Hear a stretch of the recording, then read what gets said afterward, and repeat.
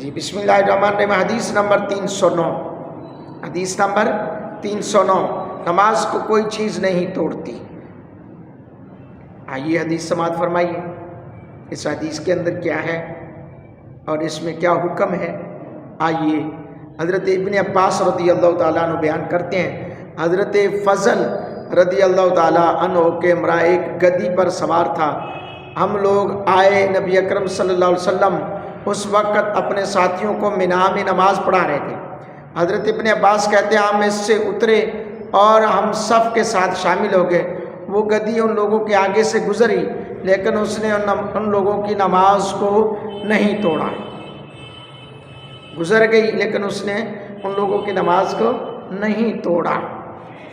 نبی اکرم صلی اللہ علیہ وآلہ وسلم کے غلاموں، نبی اکرم صلی اللہ علیہ وسلم کے اصحاب اور ان کے بعد تابعین سے تعلق رکھنے والے اکثر اہل علم کے نزدیک اس پر عمل کیا جاتا رہا اور جا رہا ہے، نماز کو کوئی بھی چیز نہیں توڑتی۔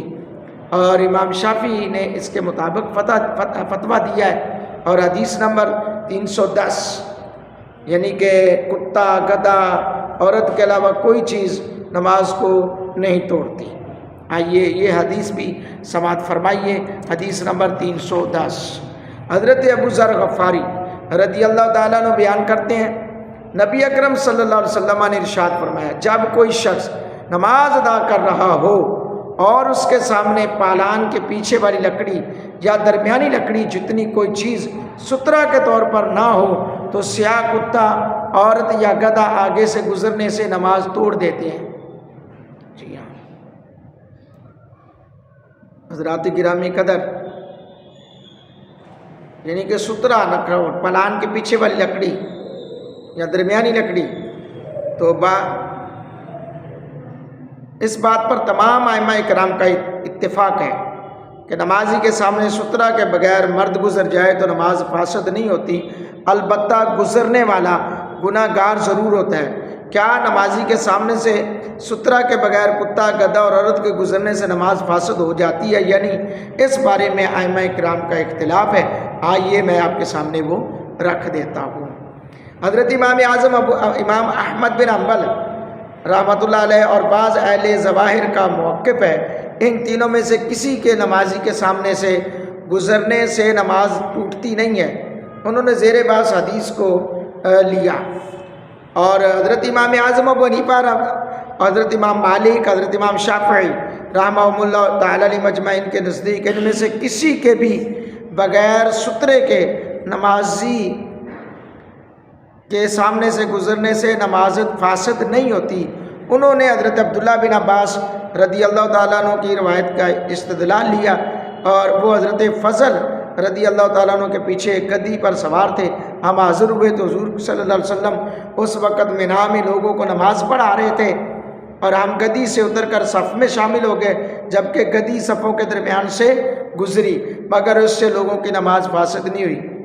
اس طرح عائشہ صدیقہ رضی اللہ تعالیٰ عنہ فرماتی ہیں کہ آپ صلی اللہ علیہ وسلم نماز تہجد کے وقت وہ آپ کے سامنے لیٹی ہوتی تو حضور نماز پڑھ رہے ہوتے تھے۔ لہٰذا یہ معلوم ہوا کہ عورت کے گزرنے سے نماز فاسد نہیں ہوتی۔